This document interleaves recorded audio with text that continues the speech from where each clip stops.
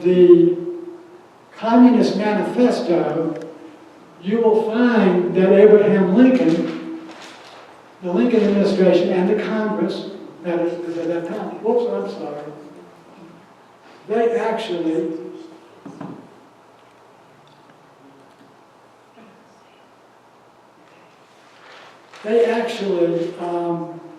implemented in some way, shape, or form a piece of every single aspect of every single platform of Karl Marx's Communist Manifesto.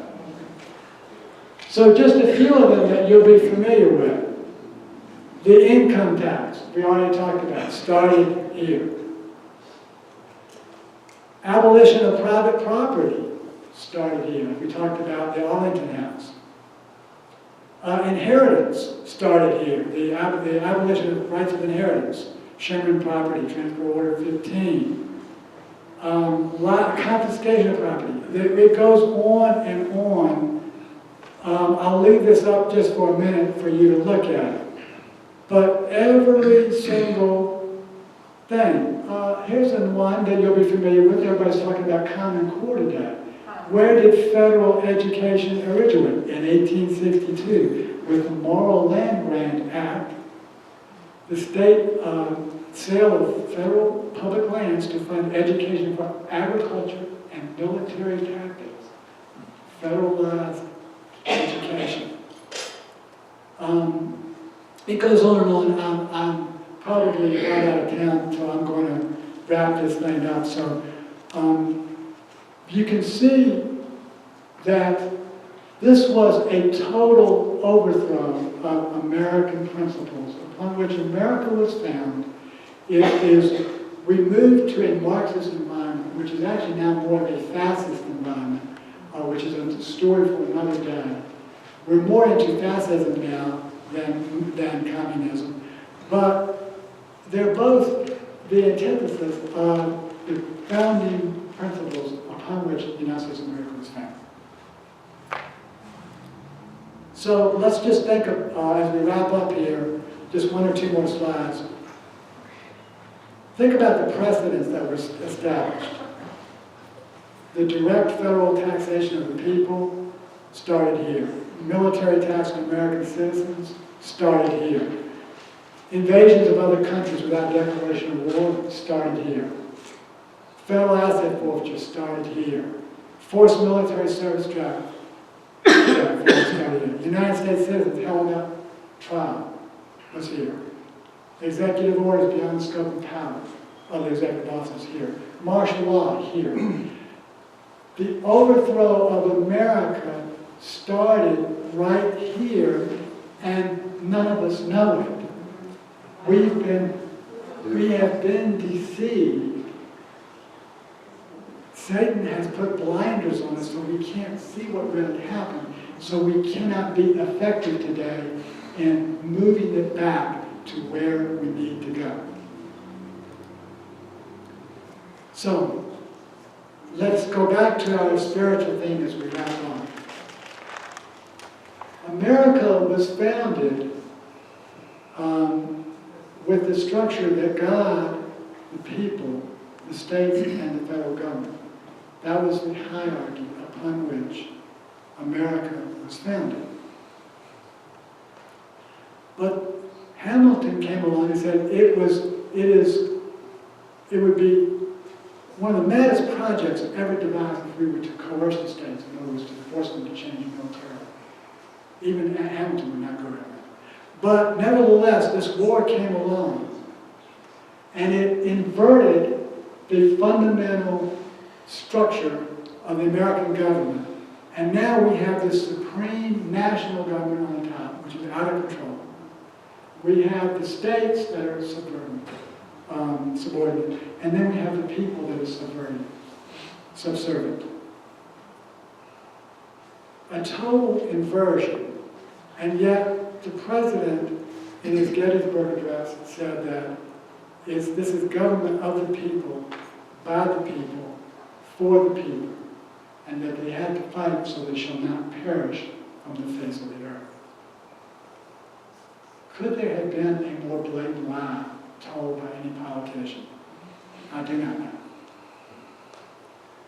So we have to understand what happened in conclusion, that this was a Marxist extension of the Hamiltonian agenda that could not win at the ballot box. It was totally defeated for the first 80 years. 90% of the life of America was voted against these type of government. 90% voted against it for 80 years.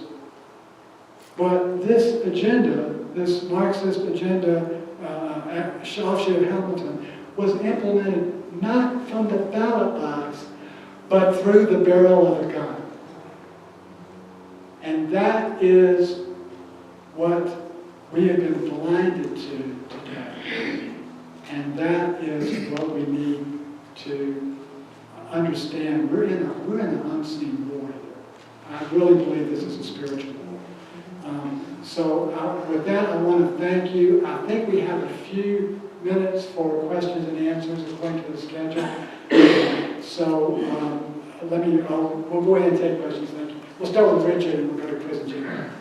Just to support your position where the states had the right to secede, if you go to the state ratifying conventions where you had specially elected delegates from the citizens to determine if that state, or the people in that state wanted to ratify the Constitution, many of them wrote down their understanding of the Constitution. It should be their understanding of the people that ratified that should be in place today. One of the things that they reserved for themselves was the right to secede.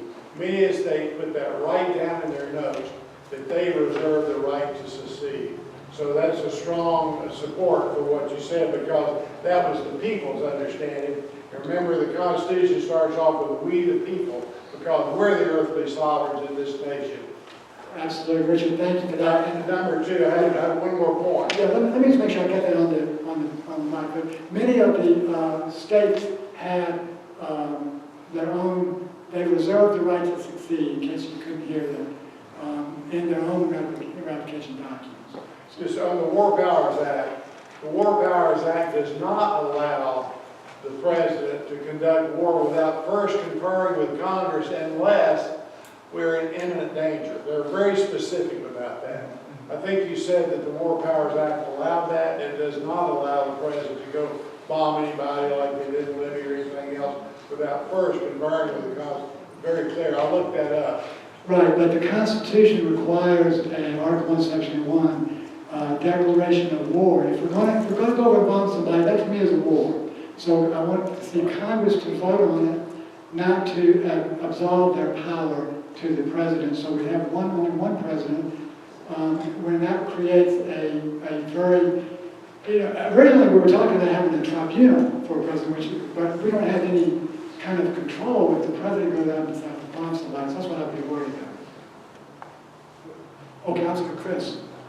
What do you suppose accounts for the sort of mass hypnosis that must have gripped the people of this country sometime around 1860 that allowed for all of these transgressions?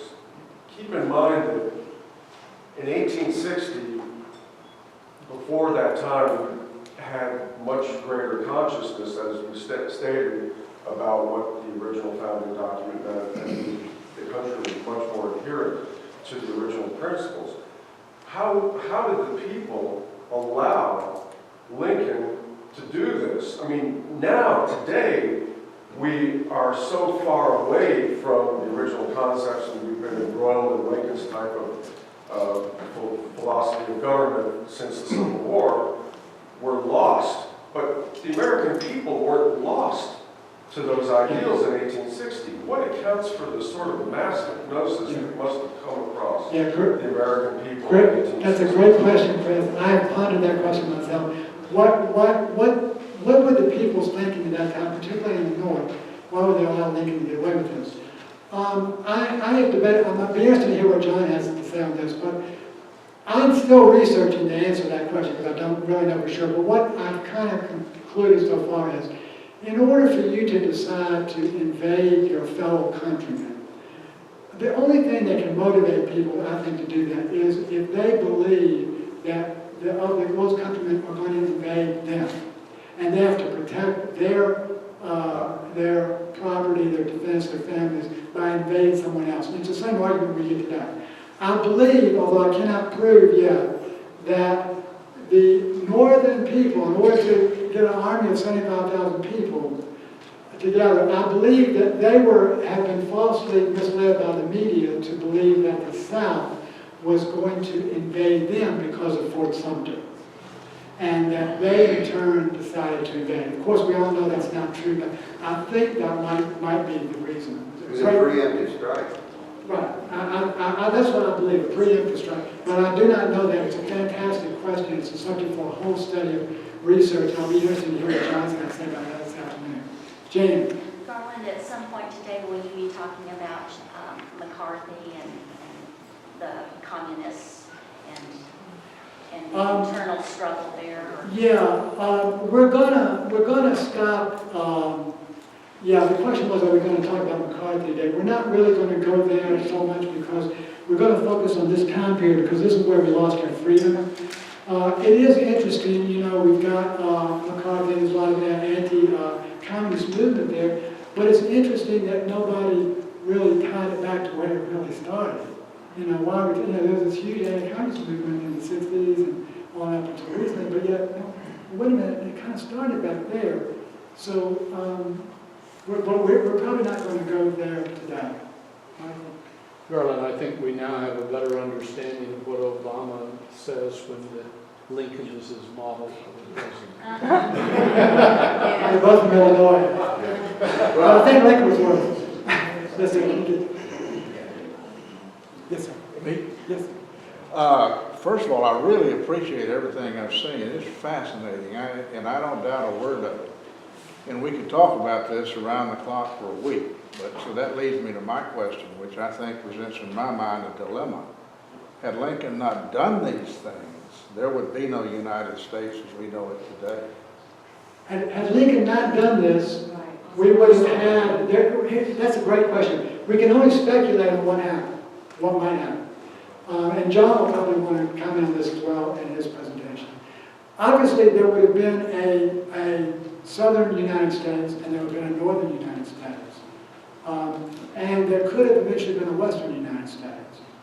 Or for some period of time, the United States, they would have existed separately and decided to come back together, maybe. Well, if you consider that, then maybe you could view Lincoln in a perspective of just simply another American Revolution. If you go back to our revolution, it was a war of rebellion. We revolted, we shot and killed people to install and implement a government. Lincoln saw, let's give him credit for, and I'm not a Lincoln, I love what I've learned today, really.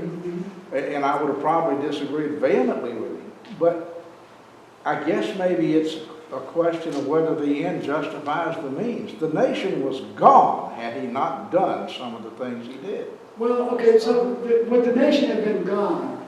Well, not actually. Basically, we would have simply had 11 states can form a union, another 11 can form a union. And play out 10,000 scenarios from there. Right. Where would we be today? Well, we could end up with something Who knows? like Europe. We wouldn't be here. Correct. But the point is that it's the right of the people to decide. And Lincoln usurped the right of the people, and when he usurped the right of the people, he usurped the principles upon which the United States of America was founded. Did you have a question? Yes, sir. Actually, I have more of a statement to follow up with something you said about the Communist Manifesto.